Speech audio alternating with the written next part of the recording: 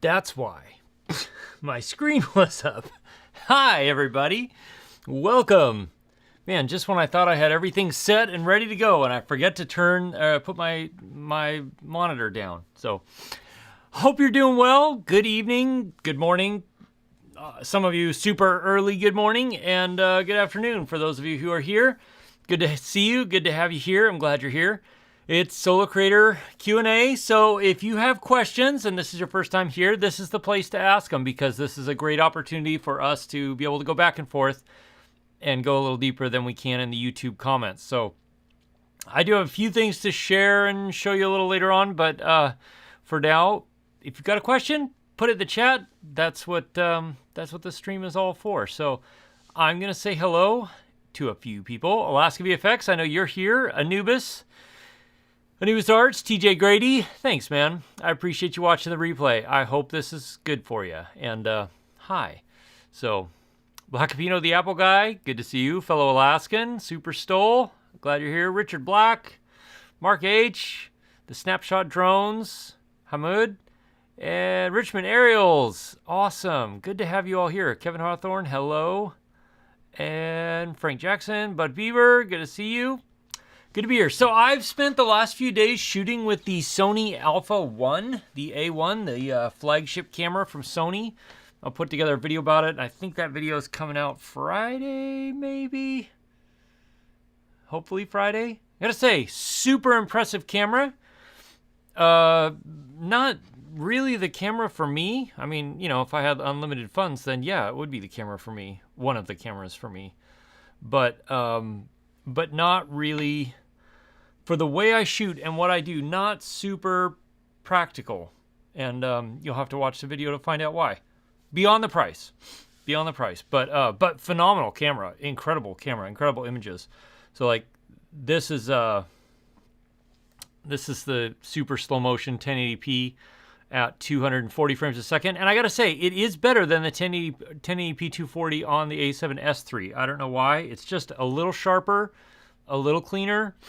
Hard to tell over YouTube and every other way that this has been compressed, but I was really impressed with it and had a lot of fun shooting with it. Also, I climbed halfway from mountainside only to discover that the place that I was hoping to film is still filled with snow. So climbed back down the mountainside and filmed it in an alternate location. But yeah. Hamud, is it okay to bring your drone with you to the USA, or do you need papers? You have your Saudi license to fly it. You can bring it. Be sure and keep the batteries with you. Don't put them in your check-on luggage. And bring your Saudi license for sure to fly it. If it's large enough, you may need to register it. In fact, I think you will, but that's $5.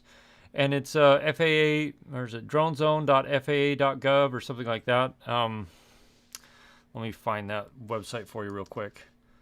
Let's see. Here it is. And to be honest, I'm not sure if you need to register it, but registering it would be safest.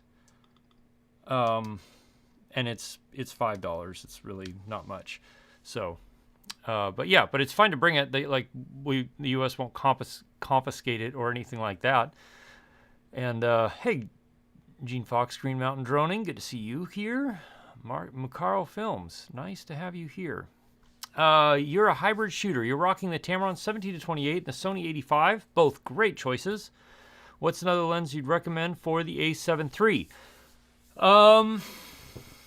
Well, so depending on the type of shooting you get, I would get something in the telephoto, kind of super telephoto lens range. Yeah, like if you do lots of wildlife and stuff, I would look at like the 70-300 maybe, for an inexpensive lens.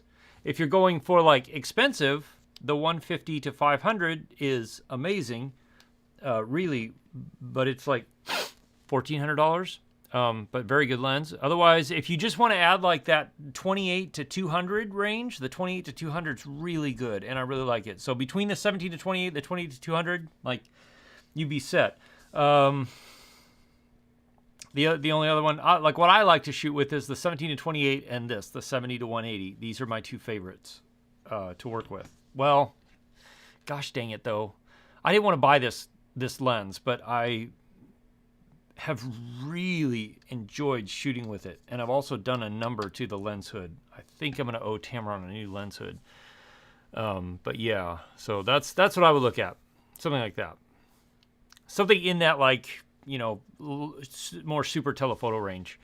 The 70 to 180 is great for like street stuff because it's pretty lightweight. It's pretty small. Yeah, I don't have it. It's a little ways over there. So let's see, Black Pino, Sigma 16 versus Sigma 56. From what you've looked at, you don't see much of a difference, both being f14.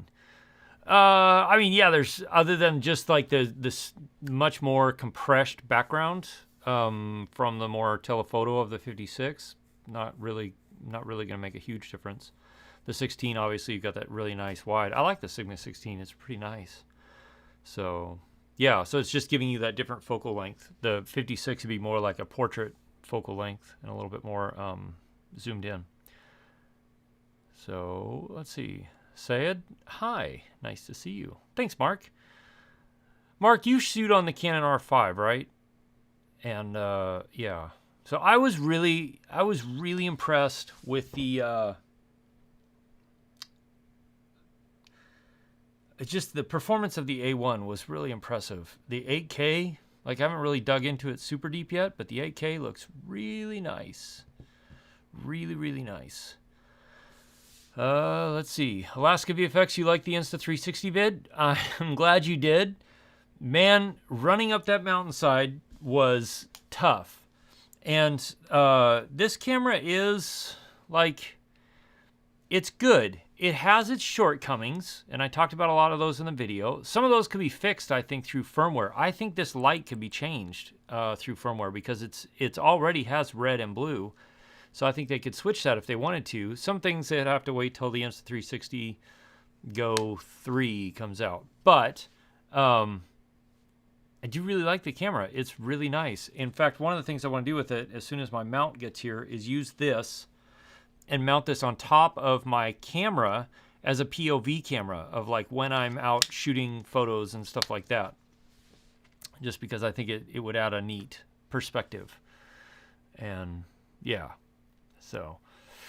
Said, you have a Sony A2. What would be the best lens? Like the best all-around lens for the Sony A2? Man, it depends. It depends a lot on what you're shooting. But if you don't have any lenses at all, I would start with something like this. This is the Tamron 28 to 75, or the 24 to 70 from Sigma, or the 24 to 70 from Sony, but I probably wouldn't get that just yet.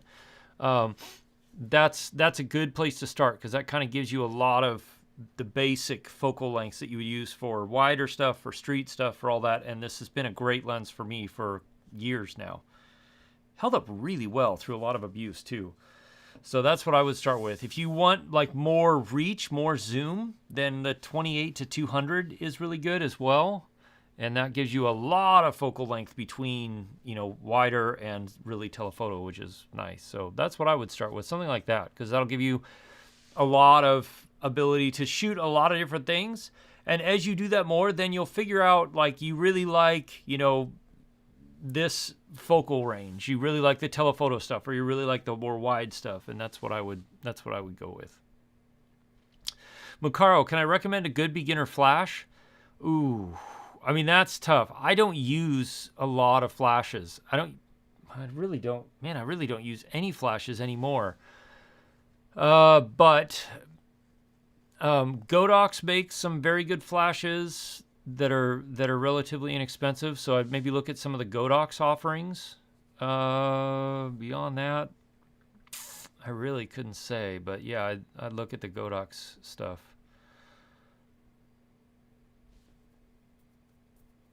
You're welcome, Black Pino. Yeah, depending on, see, that's where it depends on the type of stuff you film or do. Like if you're doing a lot of stuff like this, talking head stuff, 24 millimeters is what I use, which would be the Sigma 16 on an A6400. That's great for most of this kind of stuff. And it's really good for a lot of photography too. And, you know, so unless you're wanting to like go around and have a longer zoom range where you can jump in and grab stuff from a distance, the 56 would be not really necessary. Like if you do, you know, some of that. But even I don't know how much the 56 is. But if you're going to get another lens, I would highly recommend taking a look at the Tamron 17 to 70 because that gives you a whole bunch of zoom range built into one lens that is a really good performer.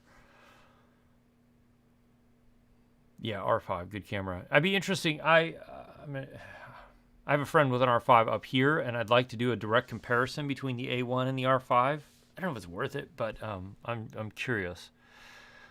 But yeah, the Alpha one, the A1 is a pretty impressive camera. Great photos. In fact, this photo here, not that one. This one, I took this photo with the A1. This eagle came out of nowhere, and so I barely had time to grab the camera lens, turn it on, and start snapping some pictures. This is one of the best ones that turned out.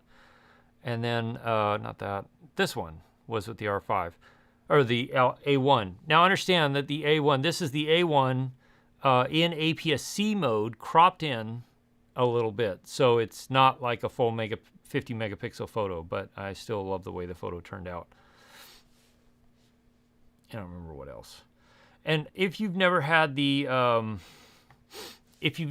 pleasure of sitting on a kayak shooting with a super telephoto lens, I would highly recommend it as an exercise in futility because it is incredibly difficult to hold a lens out at 400 or 500 millimeters steady enough for any sort of stabilization to work and then be able to hit your target. So what you end up doing is shooting at a very high shutter speed, like 1200, 1600, 2000, and kind of just shooting a whole bunch and hoping that one or two of them turn out good.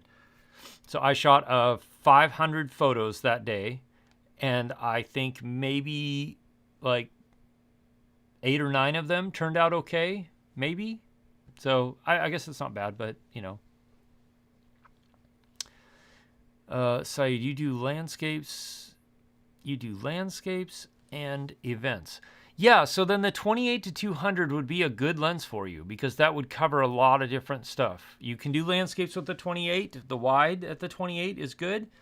And then events, like if you want to get in close and really pick somebody out of the crowd, you can do that, and you don't have to get in anybody's way. Hey, Brad Alston.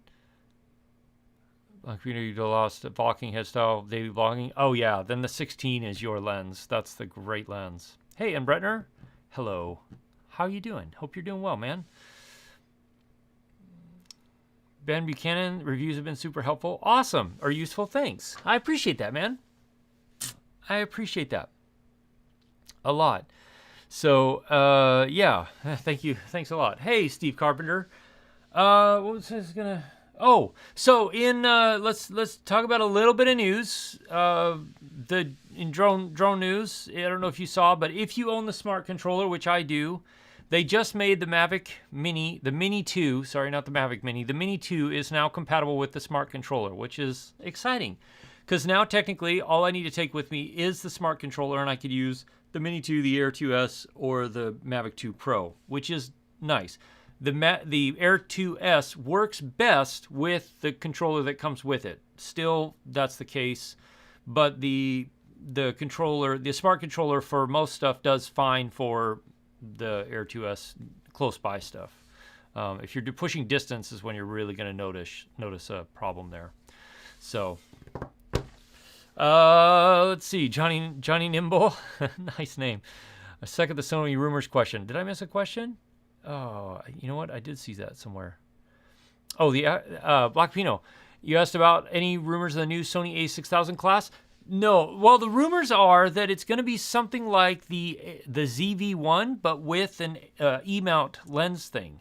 So APS-C size sensor, smaller body, hopefully not worse battery life, because that would be just ridiculous if they did that. But then with an E-mount, so it'd be very, very small, very lightweight, but being able to change lenses, which would be cool. I think it'd be very cool, actually. So, yeah. Now, as to Johnny Nimble's question about whose arm do you have to twist at Sony to get an APS-C with 4K 60, that might be some doing. The trouble with it is the processing power. And this is the problem with the Alpha 1 too. The battery life is worse on the Alpha 1 than it is on the A7S III, which is not as good as the A7C or A7III. Or A7C for that matter, and that's because it's having to process more information. So as soon as you push like 4K 60, then you're starting to really push the processor and the sensor readout to really have to work hard. So it's going to make the battery life worse. So I don't know that that's why they're not including it, but it definitely, that's a consideration. And with that, you get heat buildup, and the smaller the body of the camera, the harder it is to deal with heat. So that might be part of it. But I agree. I think it'd be great to have 4K 60. I really want the A7 IV to have 4K 60 built in. That would be fantastic. Alaska VFX, Alaska Mini SE on the way? Great.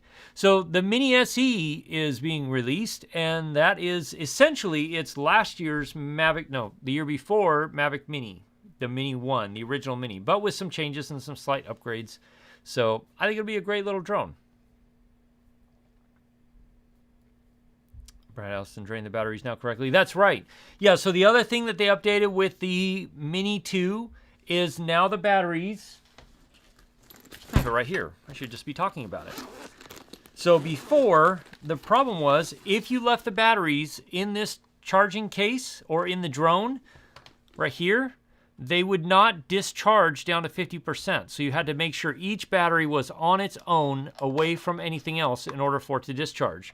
But now you can leave it in the case and they will properly discharge down to 50% for safe storage voltage, which is fantastic. Oh, Mark, I'm so glad you asked that question.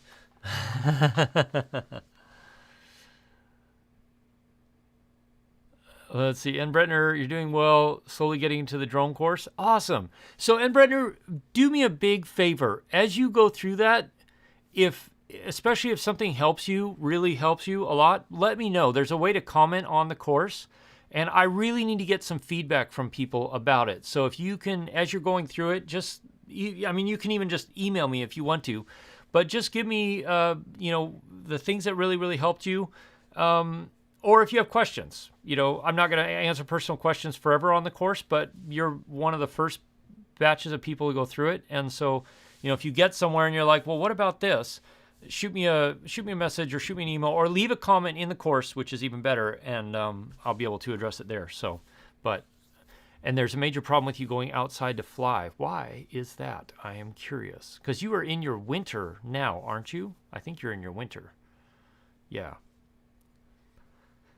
Alaska VFX Mini SE, when are they going to get their naming thing down? They're not. They're not. Everybody's just dying to find out what the Mavic 3 Pro, the 3 Pro, the Pro 3, whatever they're going to call that drone is going to be. But yeah.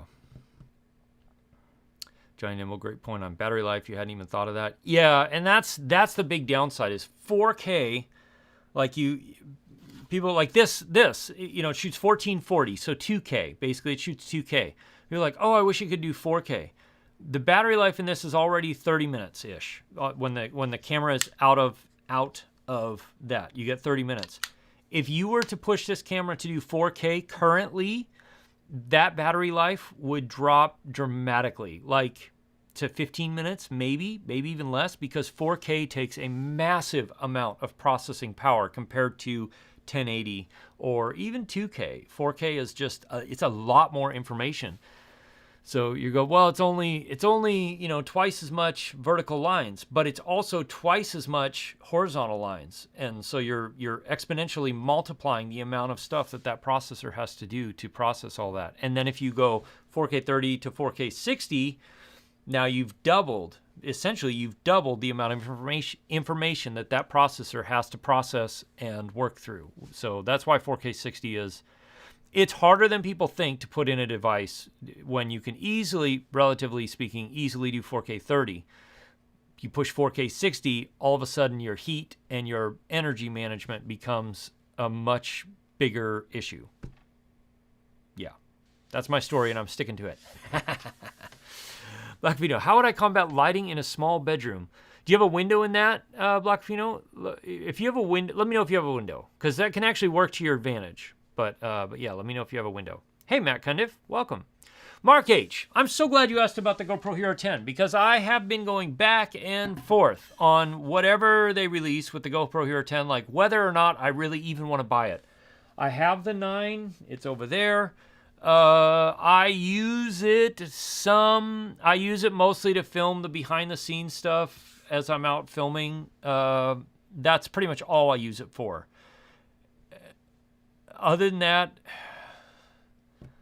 I don't like it. The touch screen on the Hero 9 is the worst touch screen I've ever used. And I don't understand how GoPro, a company that's been around for a decade and invented a camera market, the action camera market, can let something like that happen. And it even causes me to not record stuff when I'm out in the field, behind the scenes stuff, because the touchscreen is so frustrating to use. So I don't know if I even want to buy the GoPro Hero 10. I right now I'm like, I don't want to buy it. I'm kind of, honestly, I've kind of had it with GoPro. So yeah. Anyway, that's my thoughts on the GoPro Hero 10. It'll come out. It'll have 4K 60. It'll probably have 5.4K. It'll probably have some other improvements, maybe better stabilization, but I don't know how they could even do that. And hopefully a working touchscreen, because dear Lord. Ah, gotcha, and Brentner. Yeah, I gotcha. So the big thing is in the course, like if there's an assignment at the end of every module. So when you get through like module 1, which is going out, or kind of setting everything up, module 2 is going out and doing your first flight. When you go out to do your first flight, commit to it and go out and like take all the batteries you can and go out and do a whole bunch of flying that first time to really, really lock in that muscle memory. But I understand if you're having to drive a distance, like make it worth your while. Take as many batteries as you can, fully charged and ready to go, so it's worth your time out there. Even here in Anchorage, like I can fly a lot of places legally, but I end up driving out of town a lot just because I don't want to disturb people. That's what I do. So anyway, let's see. Matt, PG, a camera that size, you don't need 4K. Yeah, it's true, Matt. I assume you're talking about the Insta360 go-to, and it's true. I don't see a need for 4K, other than bragging rights, I guess.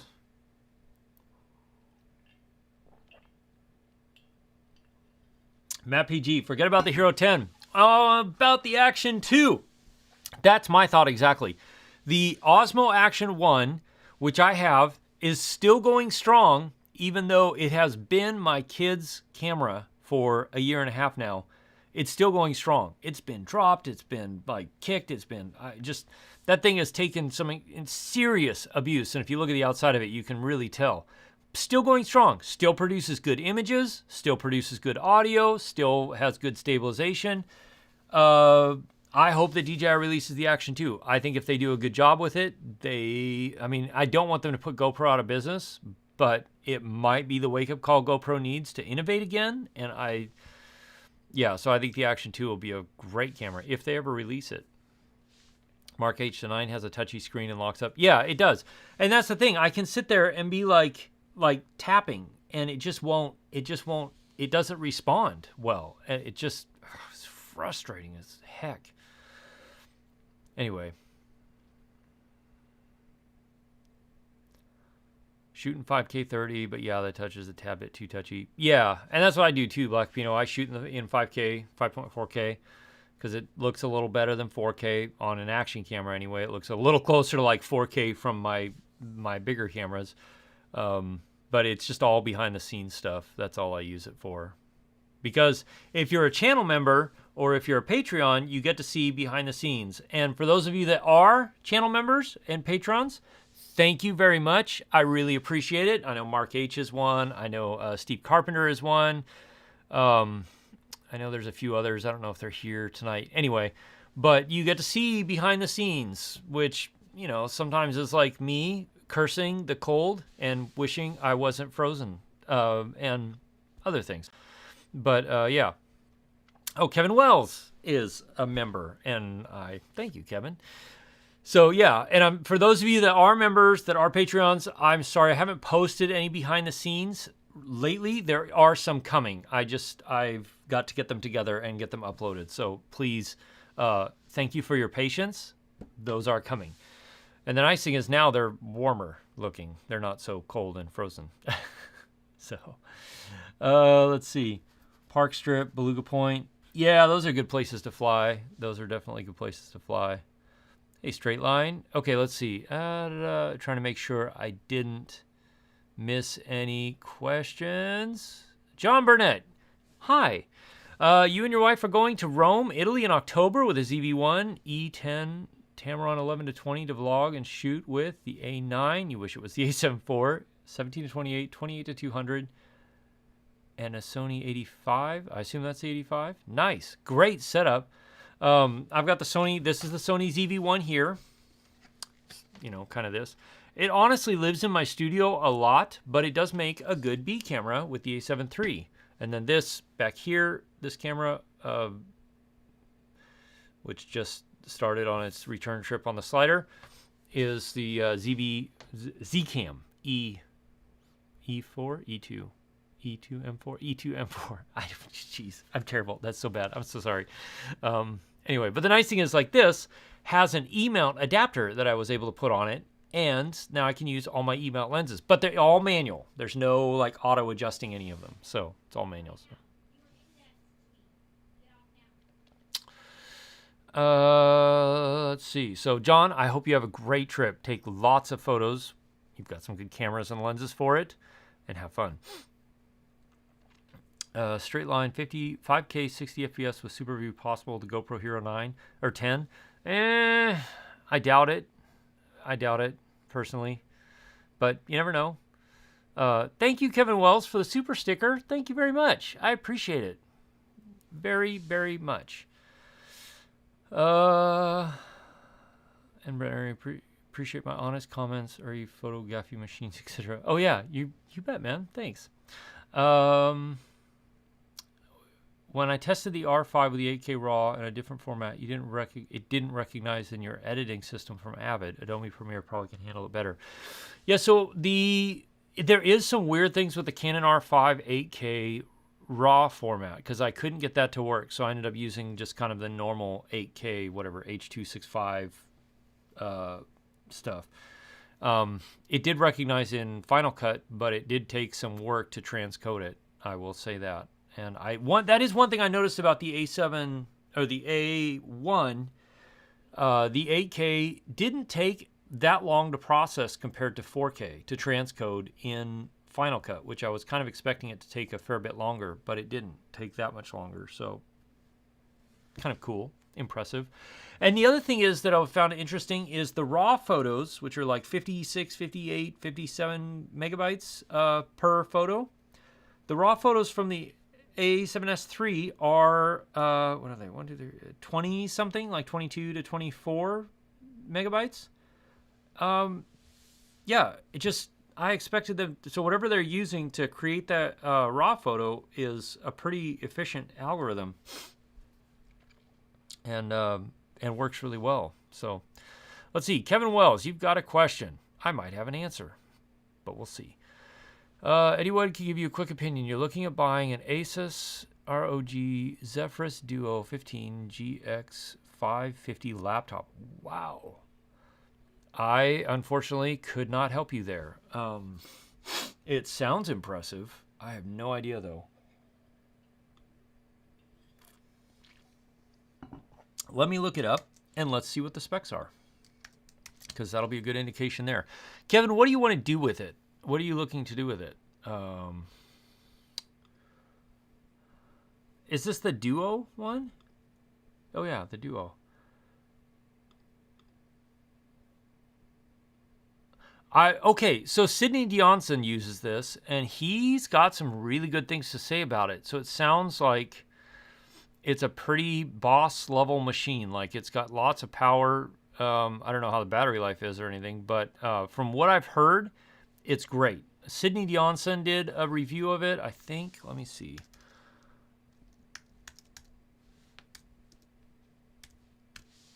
And he had a lot of good things to say about it. So let me see if I can find his review of it.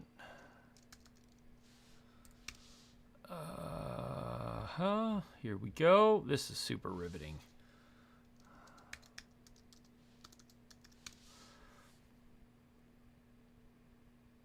Not that one, not that one. Where was it? Yeah, this one. And let me stop that. Grab this. All right, so here you go, Kevin Wells. Watch that video there, because he looks at it from like a filmmaker perspective, video editor, photographer perspective. Yeah, so it sounded like it was a pretty powerful, pretty boss level machine. But I don't know if I have no idea the battery life is probably not that great. So, portable power. Oh, then you're not worried about battery life as much. So, Black Pino, thank you for the super chat. I appreciate it. You're welcome, man. You're welcome. I'm not super active in the Facebook group. I know that. I'm not active on Facebook that much at all, period. So, but yeah, it's always good to have fellow Alaskans who are also doing YouTube. There's not very many of us. It seems like there aren't anyway. I don't know. Maybe there are more than I think, but yeah. You bet, Kevin Wells. Absolutely. And I apologize. My allergies finally started acting up. I think it was yesterday I climbed up to, let me see if I can pull this photo in while I'm talking. I climbed up to the top of a mountain. Oh, that's right. I want to show you guys that. And I did it purely because I wanted to film up there. And I hadn't been up there in almost a year. And when I got up there, I realized that there was still a lot of snow where I wanted to go. And so that kind of like, X'd that out for me. Let me export this to my camera roll and then we'll show it here.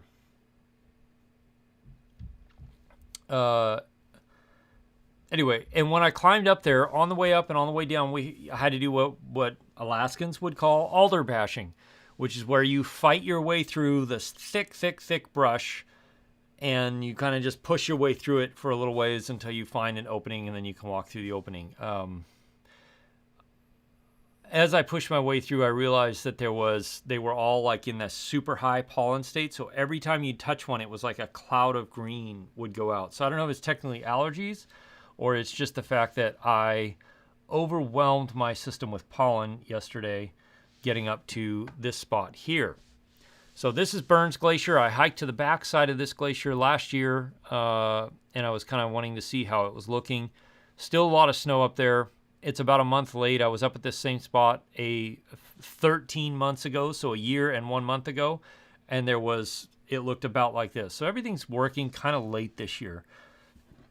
But yeah, I fought my way through pollen that was just like clouds of pollen. And yeah. So yeah, drones. Yeah. I spent half the day updating drones today because everything had updates. But let's see. 4K, also about 4K price. Yeah, that's what I spent on my MacBook Pro. So I totally understand that. It is expensive, but you definitely want to get a good machine to do it because it makes your life much easier. Mac Pro 16G with 512 or the Mac Air 16G. Are you talking about the M1, John Burnett?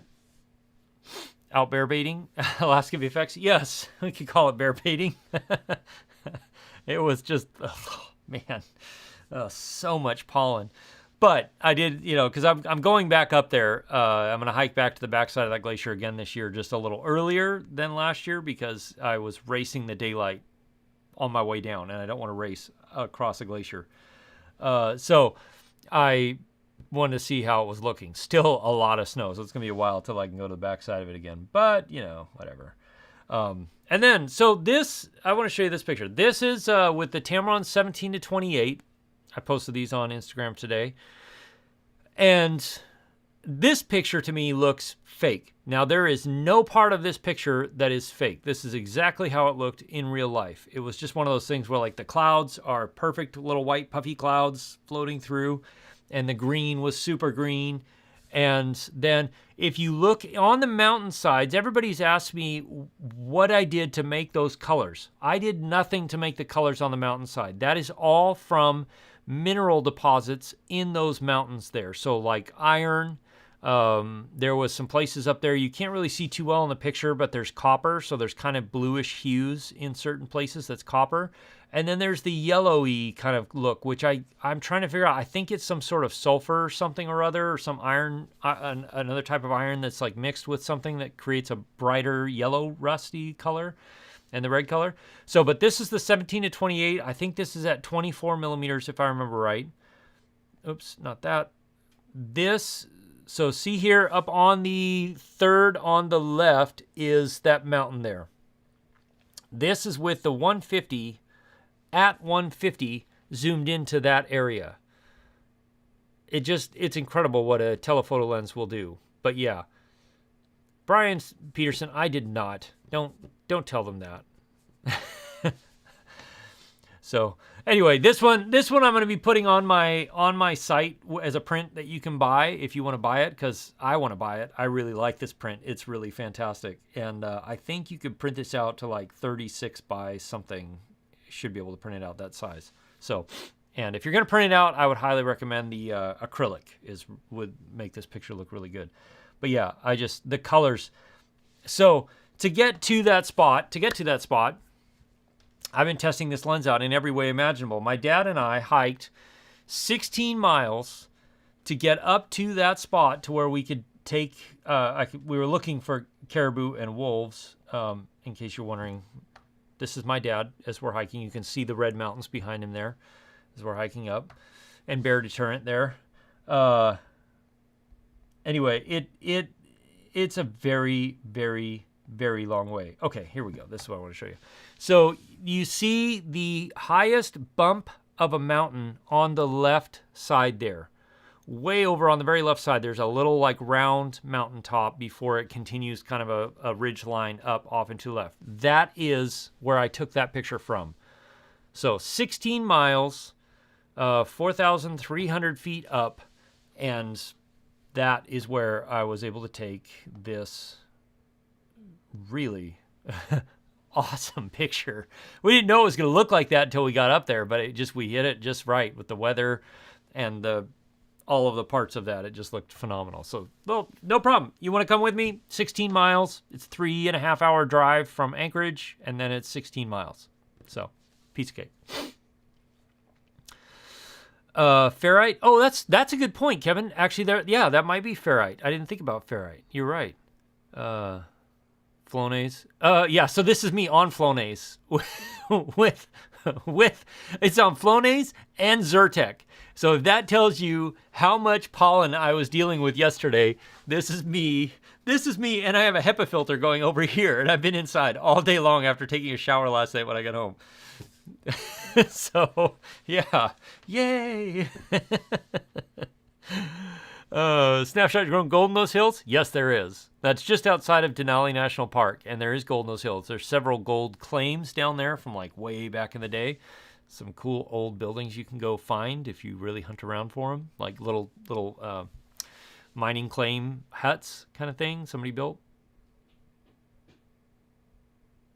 Alaska cat.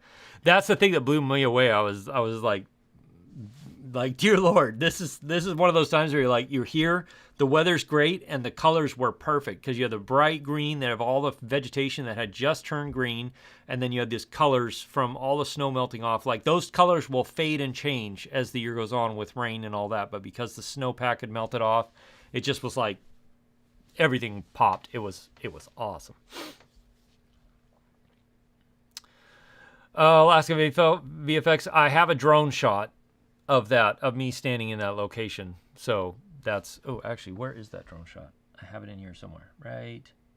So that was me photoshopping. This is me green screening. And this is not color graded either. So you can see the red of the mountain behind me.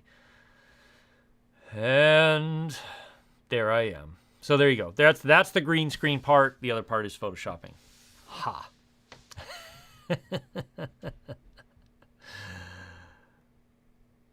Which Tamron lens did I say would be a good viable zoom for the Sony 6000? The Tamron 17 to 70, I think, is the best all-around zoom you can buy for Sony APS-C cameras. It's fantastic. Because it's wide enough on 17 that you can handhold it and talk to it pretty decently. It's almost as wide as your Sigma 16, but then you can zoom all the way to 70. But it also has vibration compensation built into the lens, so it steadies out your shakes, which is fantastic. Great lens. If I was shooting APS-C, that would be the first lens I would buy. And then if you really want something wide, the 11 to 20 right here is the other lens I would buy. But you already have a Sigma 16, so you don't really need that. Anyway, thank you guys. Mark H., I really worked to get those photos. I do. It was a really kind of grueling hike to get there, because we were alder bashing for the first mile, which just means like you're just pushing your way through brush, trying to follow game trails that have been through there. And then once you get up on the high country, where there's just scrub brush, it's a lot easier walking, but it's a long way and all uphill, one way anyway. And Brentner, awestruck yesterday, flight simming in Alaska. Oh yeah, nice. Hey Harrison, I'm almost there, man. I'm almost there. Probably this week. So, if you're still interested. Let's get that track in Mocha. Of course. That's what I use for all my green screen moving shots. What else would you use to track something with? Ben McKinnon, sorry to double down on your question. You got lost in the mix. Oh yeah, you might have. Sorry. Have I ever reviewed the Sony 70 to 200 f4? I have not. I've used it a few times, and it's a good lens. For me personally, I would go with this one over the Sony 70 to 200 f4 because it's a little cheaper, but you get much better low light performance, and the image quality out of it is better. But if you need the optical image stabilization built into the lens, then the Sony 70-200 f4 is a great lens. It's good. So, but yeah, for me, I need the low light performance more than I need stabilization, if that makes sense. Alaska VFX, do I ever do digital doubles? No, I haven't really, actually. John Burnett, yes, with the M1 chip. Okay, well then, John, either one will work great. So if you want to be portable, the MacBook Air with the M1 chip, phenomenal. If you like a larger screen and you're not, you don't need to take it with you places, then I'd get the iMac personally, because the screen is stupendous, fantastic.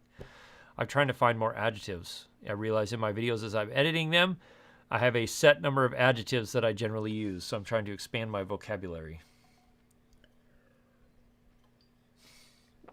Harrison Family Vlogs. Andre, you're awesome. Oh, thank you, Steve Carpenter. Smash the like button. That's right. Smash that like button. Okay, so I asked people for questions, and now that we're getting into like the late part of the day, well, whatever. Let's see. I had some people ask me questions when I posted about this lens, if people had questions for me on this lens, and a few people did. So let me see. Muanban asks, how big is the lens? This lens, so like this is the 28 to 75 here, and that's the 150 to 500. So I mean, it's big. It's a large lens. Let's see if that will show here. It's a very large lens. It's heavy. It's about 4 pounds. So taking it 16 miles with me with the drone and other stuff was a sacrifice, but it was worth it. But it is a big lens and it's heavy. Thus, you have the plate here. You don't want to use it. You don't want to rest it on your camera plate without that collar in use, because it's heavy on the camera locking ring. Yeah, and I think that was the only question that came on Instagram, and I kind of posted late on Twitter, so I don't know if I've gotten any questions. Yeah, haven't gotten any questions on it yet on Twitter, so that's okay. Sergeant Gray, do I have the Inspire 2 or would I get it? I would not get it right now because the Mavic 3 Pro will be coming out soon. It'll probably push the Inspire 2.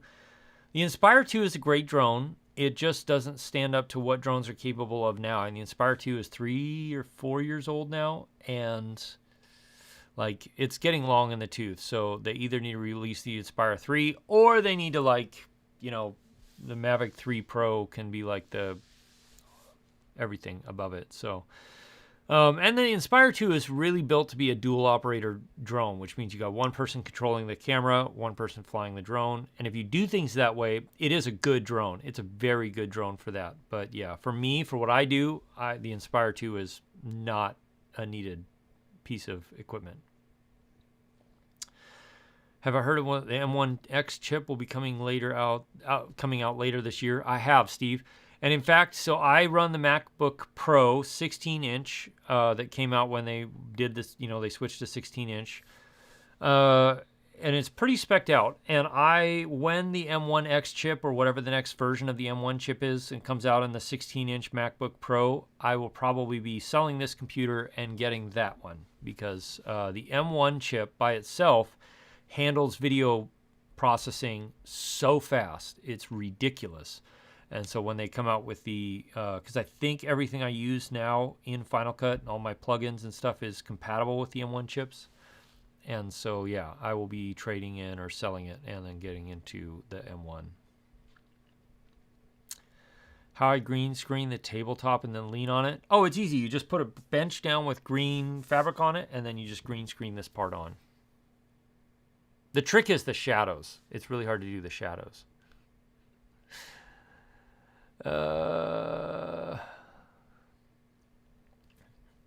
Let's see. Black Vino. Are speed boosters, extension tubes, stuff still useful in today's market? You hardly see anybody talking about them. Extension tubes. Yes. Where are my extension tubes? My extension tubes are over there. I do like extension tubes when you want to get macro shots with lenses that aren't macro. So like the Sony 85 with an extension tube on it, like I think the 8mm is usually what I use, is great because you get a really tight, really nice macro shot when you can't get it with the focus distance normally on the lens. So, but if you use lenses like this or even this guy, you can do a lot of macro type stuff without extension tubes. And I don't know how Tamron's doing this other than it's just part of their lens design and it's part of the reason they get these kind of odd focal lengths. Let's see. Oh, I don't know if I have. I didn't export any of them, so I'm not going to show them. But you can get incredibly tight photos with this guy. The 150 to 500. Unbox Warehouse? No, not yet. They've not been very responsive lately. Have you had any luck? Because, yeah. So, Black Pino, speed boosters I don't think are really worth it unless you're running the Micro Four Thirds system. They're worth it there, but the extension tubes can be useful for product stuff because you can get really close, tight shots with them. Lens recommendations for the Sony A6500 for wedding videos? Oh. Like the 17 to 70 is a good one from Tamron. That would be one I would look at for sure. And probably the 28 to 200. Because the 28 to 200 will give you a lot of that super telephoto stuff for when you got to be way in the back and you want to punch way in. So those are the two I would look at. 17 to 70 for sure. The 28 to 200 maybe if you need more of that telephoto range. But the 17 to 70 I think would be where I would start. Nothing that I've seen yet, Mark, in the Mavic 3 Pro or Pro 3 or 3 Pro or whatever they're going to call it. So, hey, Little Mountain Life, welcome. Glad you're here. Thank you. I appreciate that. Appreciate that a lot. Thanks for being here. David Morse, I've heard that a few times. So thanks, Kevin Wells, for being here. I appreciate you, man. Have a great day. Do I golf? I do not golf, Sergeant Gray. Never have. Yeah. Mountain Life just picked up a K&F KF carbon fiber tripod for traveling later this year after your cat knocked over and broke your current aluminum K&F tripod. Haven't heard of it yet. I haven't heard of that one yet, but you've got my curiosity piqued. I use the Peak Design travel tripod for stuff. And, ooh, that looks like a nice one. Yeah, that looks like a great tripod.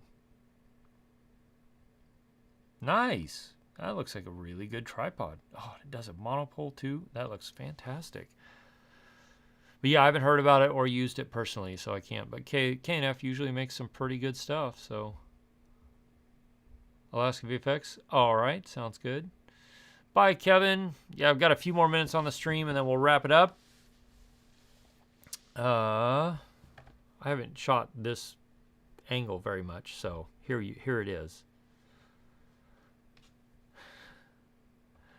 You're too cheap to buy the Peak Design one. It's expensive. It really is. I don't know why my slider's like clicking. I don't know why. Anyway, it is expensive. Oh, thank you, Ajayla. I'm not even gonna try to say the first name there. Sorry. Looks good. Edited color grade this. Oh, thank you. I appreciate that. No, just good lighting, good setup, good camera setup, good cameras. Anyway. Hey, John Collins from Melbourne. Hi. Quick question. Do I ever use HLG color mode in my DJI Air 2S? I do not. I always use D-Log. I love D-Log. It's really nice. I don't generally use HLG. I used to use it in my A7 III, but I don't use it in my A7S III. I use, so the Air 2S, I always use D-Log. I really like it.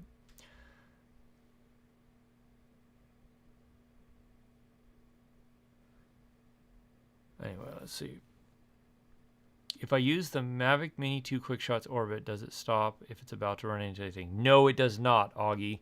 That is the one downside of the Mini 2 is there's no obstacle avoidance. So if you have anything that it's going to run into, it will run into it. And just definitely will. So, Mark H., thank you so much for the super sticker, man. I appreciate it, Goal. Thank you. Thank you very much. So, let's see. Anything else?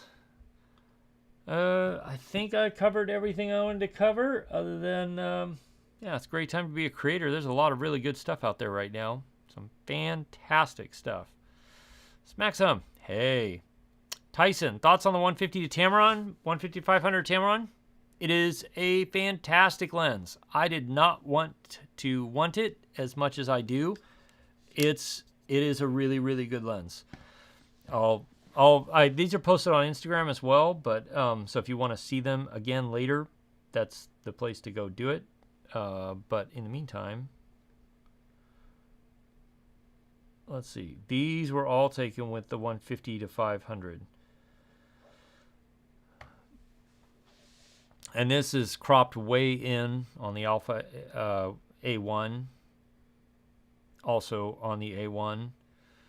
This is the A7S3 with the 150 to 500 with me sitting in a kayak trying to take these photos as these swans flew away. So really good. Also very hard to get good focus when you're that close and that low to the water. It is a real challenge. It's my dad and I hiking up to the mountains. There. This is a buddy of mine coming in with his seaplane to land, and that's the door of a Chinook helicopter that apparently crash landed up there at some point. I'm trying to find out. That's not the 150. That's the 150 to 500 there, zooming in on some of those mountains in the previous picture. So very, very good lens. Really good. Probably not for everybody, but a phenomenal lens. This is another one I took with it. Really good. The amount of detail you can get with it and the fact that it got focus in that environment, tons of sticks and branches and stuff in the foreground, was really, really impressive. Let's see. That's a lot of video. Oh, alder bashing. This is alder bashing. If you didn't know, this is what it's like. We found a game trail. We pushed our way through it. And it's just a lot of pushing your way through bushes, bent over, trying to get somewhere without getting hurt or without getting surprising a bear in the wrong way. This is another one I took with a 150 to 500. Just really, that was the A7III as well. So really, really nice, really great stuff.